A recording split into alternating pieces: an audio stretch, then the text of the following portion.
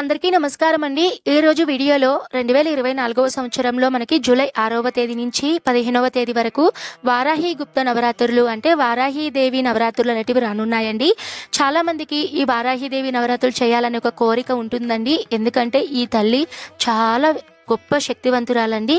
చాలామంది నవరాత్రి పూజలు అనేటివి చేయాలి అనుకునే వాళ్ళు చాలామంది ఉంటారండి. ఈ అమ్మవారి ఫోటో లేకుండా ఉండడము, అలానే చాలామంది జాబ్స్ చేస్తూ ఉండేవాళ్ళు, మరి కొంతమంది కలశం పెట్టుకోవడం మాకు ఆనవాయితీ లేదండి, మేము పూజ ఎలా చేసుకోవాలి, ఇలా రకరకాల సందేహాలు అయితే ఉంటాయండి. ఇలాంటివన్నీ ఏమీ లేకుండా చాలా సులభమైన పద్ధతిలో ఆ తల్లి అనుగ్రహం కలిగేందుకు చాలా సులభమైన పద్ధతిలో పూజ ఎలా చేయాలో నేను క్లియర్గా తెలియచేస్తానండి. మనం ముందుగా ఏదైనా సరే పూజ చేయాలి అనుకున్నప్పుడు ఆ పూజకు తగినట్లు కొద్ది నియమాలు అయితే పాటించాలండి.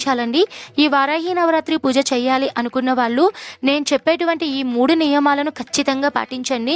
మీకు తప్పకుండా ఆ అమ్మవారి అనుగ్రహం అనేది లభిస్తుందండి. మొదటి నియమం ఏంటంటే, మీరు ఖచ్చితంగా పూజ చేయాలి, నేను అమ్మకి పూజ చేసుకోవాలి, నాకు శక్తి లేదండి, అమ్మవారి ఫోటో లేదు, అమ్మవారికి పెట్టుకోవడానికి నా దగ్గర సామాన్లు పెద్ద పెద్దగా లేవు, అలా అనుకోవడం అదంతా పెద్ద మూర్ఖత్వం అండి. అలా అయితే అసలు ఏమనుకోకూడదు. మనం పూజ చేయడానికి కావాల్సింది ముందుగా భక్తితో మనము ఆ తల్లికి మనం ఏదైనా సరే ఒక చిన్న దీపం పెట్టుకొని పూజ చేసుకున్నా కూడా ఆ తల్లి అనుగ్రహిస్తుందండి.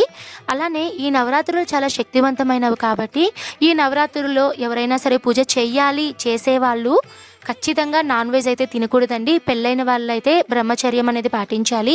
ఎందుకంటే ఇవి చాలా శక్తివంతమైన రోజులు కదా అండి. కాబట్టి ఈ 9 రోజులు మనము నియమాలు అనేటివి ఇవి పాటిస్తే సరిపోతుందండి.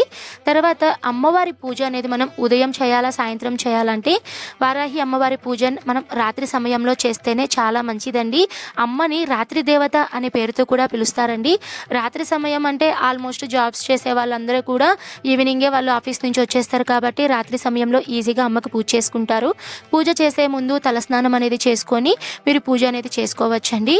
ముందుగా అయితే ఈ వారాహి నవరాత్రి పూజ చేయాలనుకున్న వాళ్ళు ముందు రోజే మీరు అమ్మవారి ఫోటో అన్నీ తెచ్చిపెట్టుకొని అలానే దేవుని పటాలను అలానే ఇంటిని మొత్తం శుభ్రం చేసుకోవాలండి. తర్వాత పాడ్యమి తిథి రోజున అంటే మొదటి రోజున ఉదయాన్నే వేకువజామునే నిద్ర లేచి మీరు పూజ అనేది అంటే అమ్మకి దీపం పెట్టుకొని నార్మల్గా పూజ అనేది చేసుకుంటే సరిపోతుందండి. సూర్యోదయానికి మునుపే మీరు పూజ అనేది చేసుకోవాలండి. ఈ అమ్మకు సూర్యోదయం తర్వాత పూజ చెయ్యరు అని అయితే చెప్తూ ఉంటారు.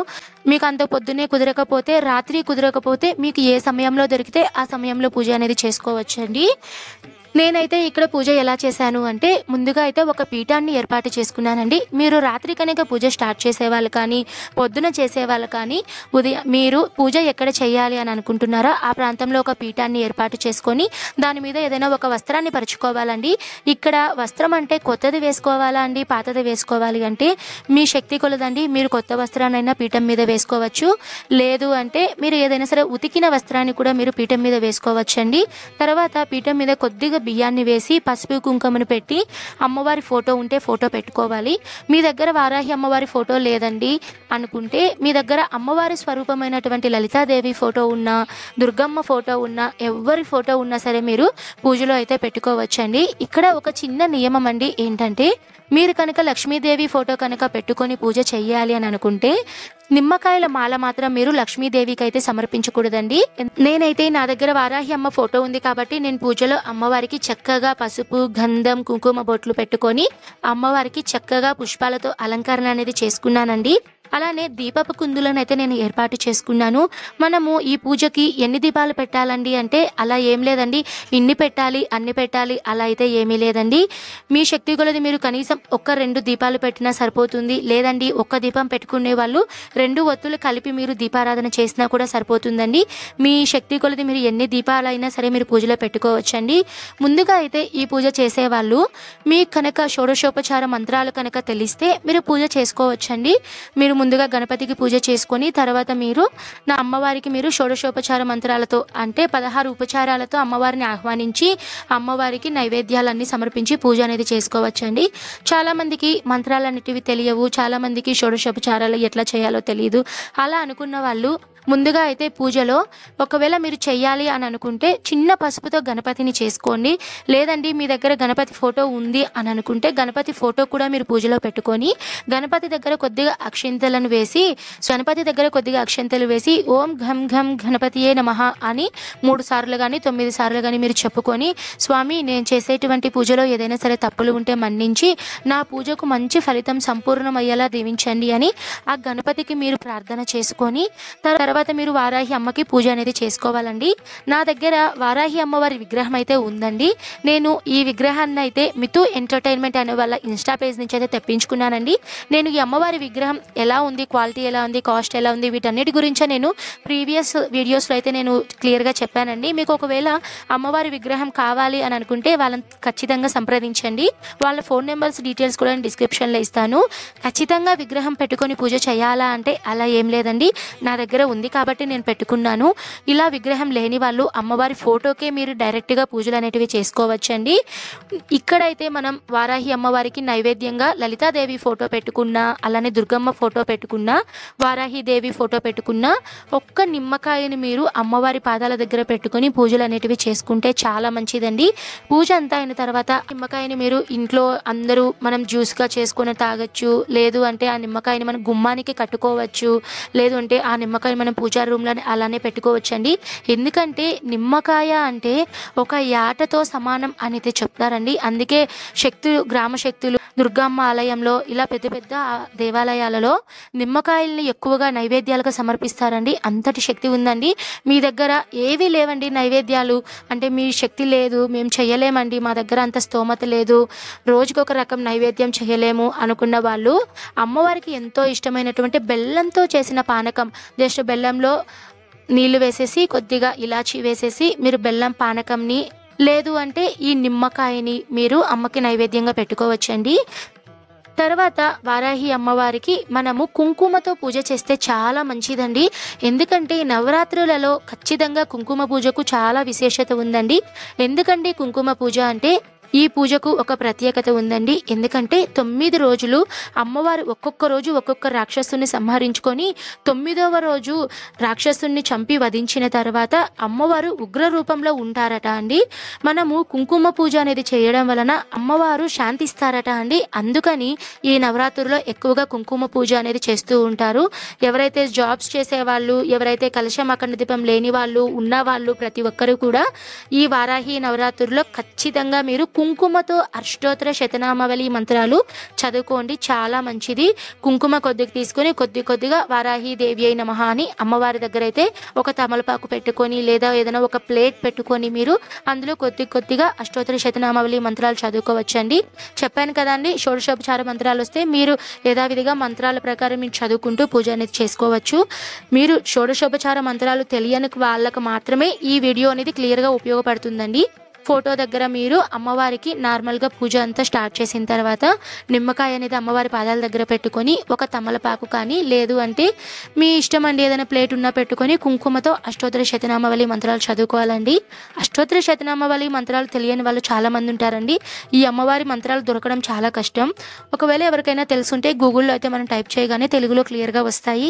లేదు అనుకున్న వాళ్ళు నేను డిస్ప్లే మీద ఒక మంత్రాన్ని అయితే చెప్తానండి. ఓం ఐం గ్లౌం నమో వారాహి దేవ్యై నమః. ఈ మంత్రం అండి నేను మళ్ళీ ఒకసారి చెప్తాను. ఓం ఐం గ్లౌం నమో వారాహి దేవ్యై నమః. ఈ మంత్రాన్ని మీరు 108 సార్లు ప్రతిరోజు కూడా రాత్రి 7 గంటల సమయంలో మీరు అమ్మవారికి అష్టోత్తర శతనామావళి మంత్రాలు చెప్పుకుంటూ పూజ చేసుకుంటే చాలండి. తప్పకుండా అమ్మవారి అనుగ్రహం అయితే మీకు ఖచ్చితంగా లభిస్తుందండి. ఎందుకంటే నేను ప్రతి సంవత్సరము కూడా నవరాత్రుల్లో కుంకుమ పూజతోనే నేను చేస్తానండి. కాబట్టి నా పూర్తి అనుభవంతో చెప్తున్నాను, చాలా మంచి ఫలితాలు అయితే మీ కళ్ళతో మీరే చూస్తారండి. అంతటి శక్తి ఉందండి ఈ అమ్మవారి పూజకి. ఇంకొక ముఖ్య విషయం ఏంటంటే మనము అష్టోత్తర శతనామావళి మంత్రాలన్నీ చెప్పేసుకుంటాం కదా అండి.